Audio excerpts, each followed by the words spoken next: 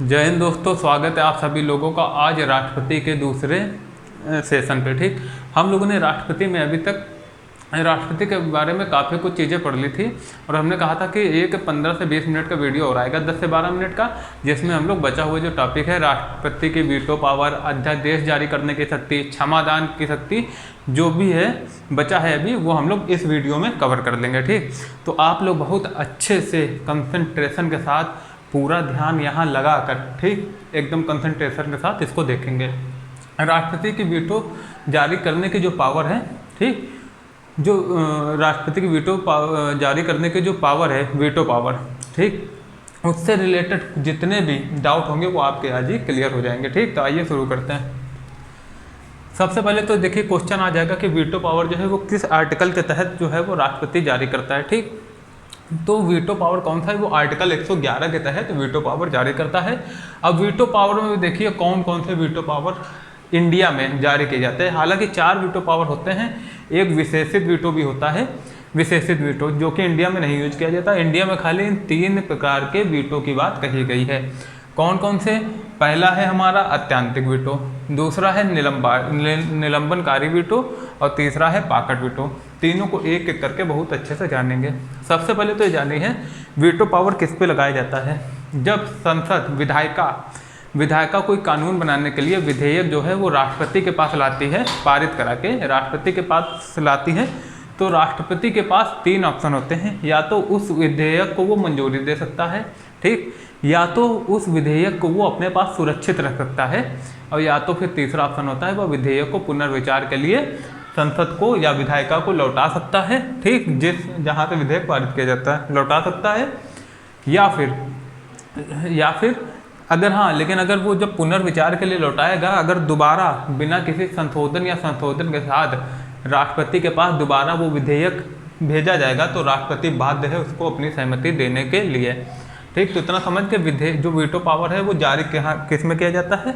जब विधायिका कोई विधेयक पेश करती है, चाहे राज्य विधायिका हो या चाहे संसद की विधायिका हो, ठीक, मतलब कि केंद्र के विधायिका, वो जब कोई विधेयक लाती है राष्ट्रपति के पास कानून बनाने के लिए, तो उसमें जो है राष्ट्रपति को तीन हक होते हैं, अधिकार होते हैं, जो कि हम लोगों ने अभी बात कर ली। अब देखिए वीटो जो है, वीटो उसके बारे में पढ़ेंगे जो अभी हमने आपको बताया उससे रिलेटेड ही है कहीं ना कहीं।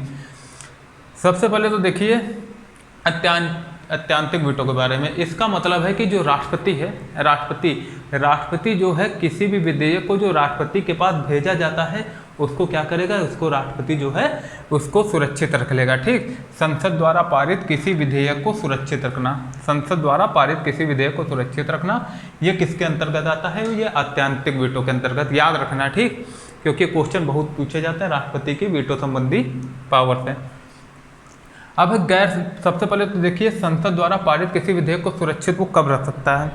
अब ऐसा तो है नहीं कि कोई विधेयक जो है वो पारित किया गया और राष्ट्रपति उसको अपनी सुरक्षित रखे अपने पास, उस पर कुछ बोल नहीं रहे, कुछ कह नहीं रहे, तो ऐसा जो विधेयक उसको पारित करने से फ़ायदा क्या। ठीक, हो सकता है कि विधेयक का पास होना बहुत ही ज़्यादा जरूरी है देश हित के लिए, इसलिए इसमें 2 जो है वो शर्तें रखी गई हैं। पहला तो है गैर सरकारी सदस्य द्वारा पेश विधेयक, मतलब कि देखिए ये जो अत्यंतिक वीटो है इसका जो उपयोग है, याद रखना क्वेश्चन यहाँ से आ जाएगा।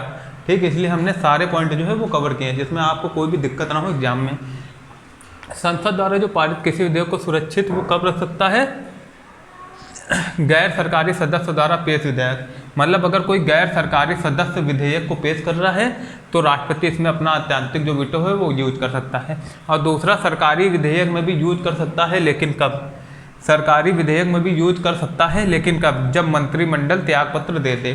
समझ गए, मतलब कि मंत्रिमंडल त्यागपत्र दे दे। मान लीजिए कि कोई विधेयक वो मतलब कि पारित कराया गया संसद के दोनों सदन से, उसके बाद जब तक उसको राष्ट्रपति के पास लाया गया, राष्ट्रपति की अनुमति के लिए लाया गया, तब तक क्या था, वो सरकार गिर के दूसरी सरकार आई। अब जब दूसरी सरकार ने इसको निरस्त करने के लिए कहा, तब मतलब कि इसको सुरक्षित करने या निरस्त करने के लिए कहा, तो जो राष्ट्रपति है उन्होंने अत्यंतिक वीटो लगा दिया। ठीक, तो ये आप लोग समझ गए। ऐसा तभी हो सकता है जब कोई गैर सरकारी सदस्य विधेयक पेश करे या फिर कोई ऐसा सरकारी विधेयक हो जब मंत्रिमंडल त्याग पत्र दे दे, याद रखना, ठीक, जब मंत्रिमंडल त्याग पत्र दे दे कोई दूसरी सरकार ने और न्यू गवर्नमेंट मना कर दे, ठीक। आप लोग अच्छा देख लेना, नोट्स बना लेना। अब जो दूसरा हमारा वीटो आता है वो आता है निलंबनकारी वीटो। निलंबनकारी वीटो का मतलब क्या है? निलंबनकारी वीटो वही होता है जो हम लोगों ने बात की थी पुनर्विचार हेतु लौटाना, सब बात वही है, खाली इसको वीटो बना दिया गया। निलंबनकारी वीटो का मतलब है पुनर्विचार हेतु लौटाना। जो संसद है, जो राष्ट्रपति है, वो संसद द्वारा पारित किसी विधेयक को पुनर्विचार हेतु लौटा सकती है, उसमें कुछ संशोधन करने हेतु लौटाया जा सकता है, ठीक। लेकिन अगर संसद जो है वह बिना किसी संशोधन के या संशोधन करके राष्ट्रपति के पास इसको भेजेगा तो फिर वो अपने राष्ट्रपति जो है वो बाध्य है अपनी स्वीकृति देने के लिए उस विधेयक को। लेकिन याद रखना क्वेश्चन आ जाएगा, क्या धन विधेयक में ये वीटो राष्ट्रपति जो है वो यूज कर सकता है? नहीं। क्यों? क्योंकि हम लोगों ने कल ही बात की थी, धन विधेयक लाया ही जाता है राष्ट्रपति की पूर्व संमति पर, मतलब राष्ट्रपति से पूर्व अनुमति लेकर, राष्ट्रपति की पूर्व अनुमति से ही धन विधेयक लाया जाता है। जब राष्ट्रपति पहले ही अनुमति दे चुका होता है तो उसको बाद में नकारने की या अपनी मंजूरी न देने का कोई औचित्य नहीं बनता, वो धन विधेयक को मंजूरी देना उसके लिए अनिवार्य हो जाता है, वो बाध्य होता है। और ऐसा ही राज्य विधेयक में भी होता है। अब तीसरा जो है वो है पॉकेट वीटो। पॉकेट वीटो जो है ये सबसे खतरनाक वीटो है जो कि राष्ट्रपति के पास है। यह ऐसा वीटो है जिसकी जो ताकत है वो अमेरिका के राष्ट्रपति से भी ज़्यादा है इसके पास। पॉकेट वीटो में अनिश्चित काल के लिए विधेयक को लंबित करना। इसमें क्या करता है? इसमें राष्ट्रपति ना ही विधेयक को स्वीकृति देता है, ना इसको सुरक्षित रखता है, ना इसको पुनर्विचार के लिए लौटाता है, ठीक। वो क्या करता है? इसको अनिश्चित काल के लिए लंबित कर देता है, अनिश्चित काल के लिए इस विधेयक को लंबित कर देता है। और संविधान में कोई समय सीमा नहीं है कि इसको कब तक पुनर्विचार के लिए किसी चीज़ के लिए लौटाना चाहिए, ठीक। इसमें कोई वो नहीं है, संविधान में कोई भी बताया नहीं गया इसके बारे में। जबकि अमेरिका के संविधान में 10 दिन के अंदर राष्ट्रपति को ये बताना अनिवार्य हो जाता है कि आखिर क्यों लंबित किया गया है और पुनर्विचार के लिए लौटाना पड़ ही जाता है। अतः कह सकते हैं कि अगर ये क्वेश्चन आ जाए कि राष्ट्रपति की जो है कौन सा वीटो की पावर, मतलब कौन सी वीटो पावर की जो कौन सा वीटो पावर अमेरिका की वीटो पावर से ज़्यादा ताकत रखता है, ठीक। तो पॉकेट वीटो जो है वो अमेरिका के राष्ट्रपति, पॉकेट वीटो में अमेरिका के राष्ट्रपति से ज़्यादा जो ताकत है वो भारत के राष्ट्रपति को, इंडिया के राष्ट्रपति को दिया गया है।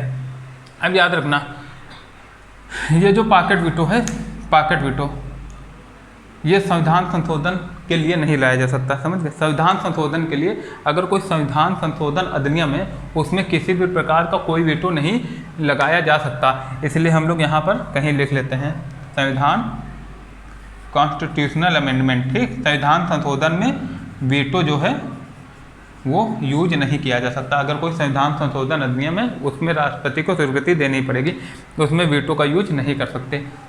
राज्य विधेयक के भी संबंध में यही है। राज्य विधेयक के संबंध में राज्यपाल के पास पेश किया जाता है तो राज्यपाल भी उसको अपनी जो है स्वीकृति दे सकता है या अपने पास सुरक्षित रख सकता है या उसको पुनर्विचार के लिए लौटा सकता है, ठीक। या राष्ट्रपति की स्वीकृति के लिए भी उसको लंबित कर सकता है, राष्ट्रपति के पास रख सकता है राष्ट्रपति की स्वीकृति के लिए।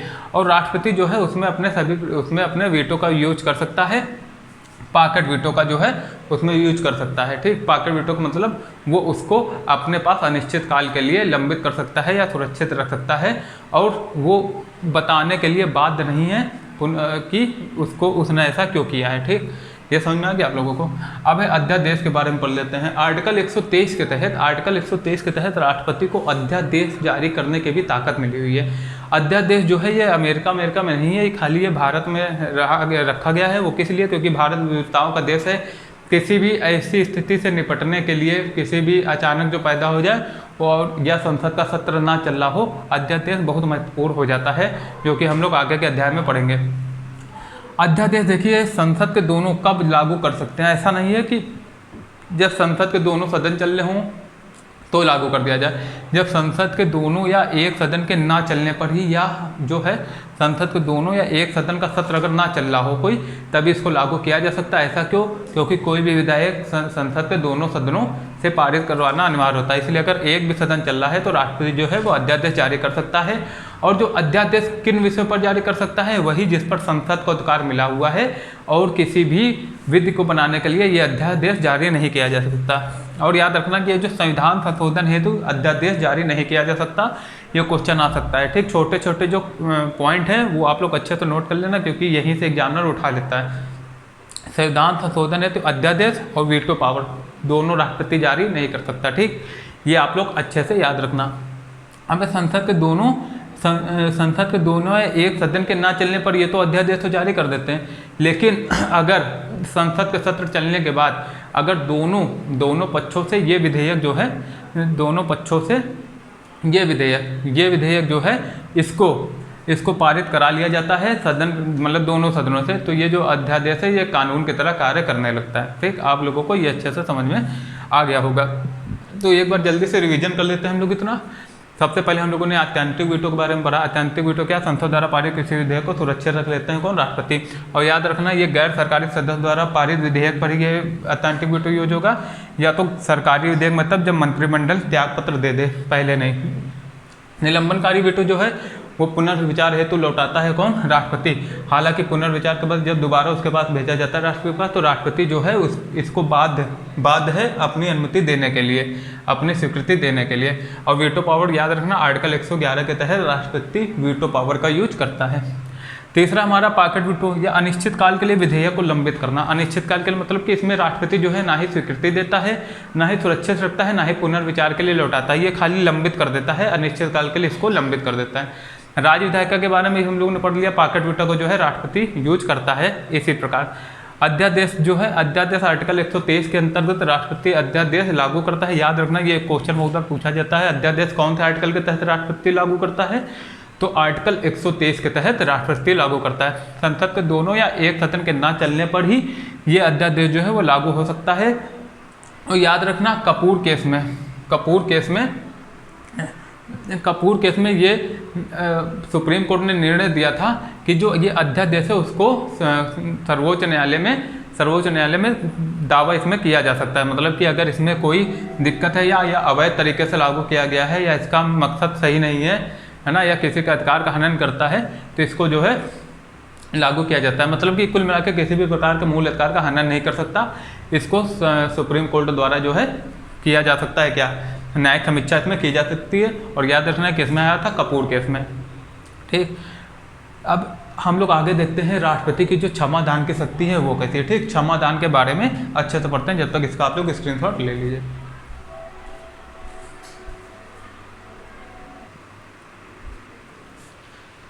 अब दोस्तों हम लोग देखेंगे कि राष्ट्रपति की जो क्षमा दान की शक्ति है वो कौन कौन से किस किस प्रकार की है, किस किस प्रकार से जो राष्ट्रपति है वो क्षमा कर सकता है।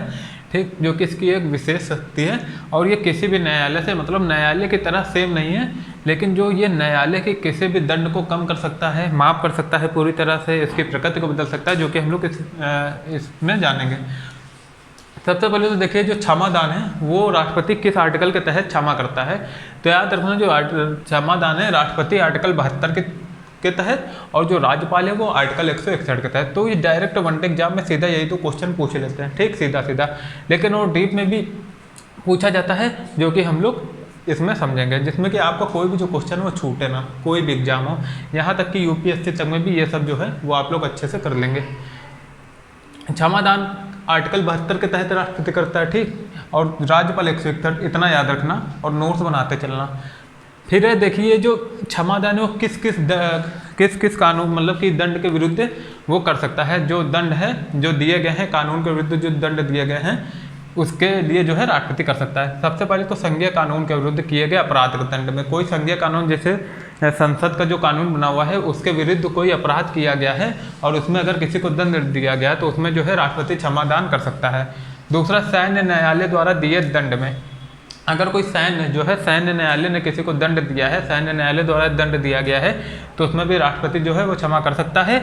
और मृत्यु दंड को भी राष्ट्रपति जो है वो सीधा क्षमा कर सकता है। याद कर रखना जो बाकी सब हैं वो राज्यपाल भी कर सकता है, खाली इन दो को छोड़ के। राज्यपाल सैन्य न्यायालय द्वारा दिए गए दंड को और मृत्यु दंड को छोड़कर राष्ट्रपति जो है वो बाकी जो है वो उसको राज्यपाल को भी अधिकार है। अब याद रखना कौन कौन सी जो क्षमा है उसका जो है संविधान में उल्लेख किया गया है। सबसे पहले तो क्षमा, मतलब कि पूरी तरह से क्षमा, टोटली जितने भी उसके ऊपर जितने भी आरोप हैं, दंड है, ठीक, जितने प्रकार के दंड, बंदीकरण, जो भी समस्या है, उन सभी से उसको मुक्ति दे दी जाती है, ठीक, मतलब सीधा क्षमा पूरी तरह से, कोई कारावास नहीं, कोई ना कम करना समय कुछ, सीधा माफ। दूसरा एक लघुकरण, लघुकरण मतलब दंड का स्वरूप कठोर से कम कठोर करना, मतलब मान लीजिए कोई ऐसा दंड है जैसे मृत्युदंड है, मृत्युदंड को कठोर कारावास में बदल दिया गया। देखिए याद रखना, इसमें आपको कन्फ्यूजन होगी, है ना, तो इसको अच्छे से पढ़ना है। जैसे किसी को मृत्युदंड दिया गया है तो उसका जो है सजा कम करना, दंड का स्वरूप बदला जा रहा है इसमें, ठीक, स्वरूप बदला जा रहा है। स्वरूप जैसे मान लीजिए 7 साल का कठोर कारावास है तो साधारण कारावास कर दिया गया 7 साल का, ठीक, तो दंड का स्वरूप कठोर से कम करना, कुल मिला के ये है। फिर दूसरा परिहार, परिहार का मतलब है प्रकृति में परिवर्तन किए बिना अवधि कम करना, मतलब किसी को अगर 12 साल के कठोर कारावास की सजा दी गई है तो उसको कम करके 7 साल कर दिया गया, मतलब प्रकृति वही है कठोर कारावास, लेकिन जो उसकी है अवधि कम कर दिया गया है। 12 साल का अगर कठोर कारावास दिया गया तो उसको 7 साल कर दिया गया। तीसरा है विराम, विराम विशेष परिस्थितियों में कम करना। विशेष परिस्थिति मतलब जैसे कि मान लीजिए कोई अपंग है इंसान, है ना, और किसी को कोई दिक्कत है, फिजिकली कोई दिक्कत है या कोई गर्भावस्था है, ठीक, तो उसमें जो है वो विशेष परिस्थितियों में सजा को कम कर सकता है जो है राष्ट्रपति। फिर है प्रविलंबन, प्रविलंबन का मतलब है अस्थायी रोक लगाना। जैसे किसी को मृत्युदंड दिया गया है तो उसको याचना का समय देने के लिए, खुद को निर्दोष साबित करने का समय देने के लिए जो राष्ट्रपति है इसका यूज करता है, मतलब प्रविलंबन से उस पर अस्थायी रोक लगा देता है उसके मृत्युदंड पर। तो आशा करते हैं कि आप लोगों को आज की क्लास अच्छे से समझ में आई होगी। आप लोग को जो पॉइंट हमने लिखे हैं वो बहुत इंपॉर्टेंट है, आप लोग उसको अच्छे से पढ़ना, खुद से नोट बना लेना, और ना समझ में आए तो वीडियो दोबारा देख लेना, ठीक, 1 से 2 से 3 बार आप लोग रिवीजन कर लेंगे तो राष्ट्रपति से रिलेटेड जितने भी क्वेश्चन हैं वो आप लोग हर एग्जाम में कर लेंगे। कल का वीडियो और आज का वीडियो 2 वीडियो देख लेना, बस इतना ही इनफ है आप लोगों के लिए। तो आज के लिए दोस्तों इतना ही, कल हम लोग फिर मिलेंगे। कल हम लोग राष्ट्रपति से जो, जैसे राष्ट्रपति का एजेंट कौन है, मतलब कि केंद्र के एजेंट जिसको कहते हैं राज्यपाल, थोड़ा राष्ट्रपति से संबंधित, मतलब राष्ट्रपति से रिलेटेड उसमें हम लोगों को पढ़ना है, इसलिए हम लोग राज्यपाल को कल अच्छे से पढ़ेंगे। जब तक के लिए धन्यवाद, आप लोग अच्छे से पढ़ते रहिए।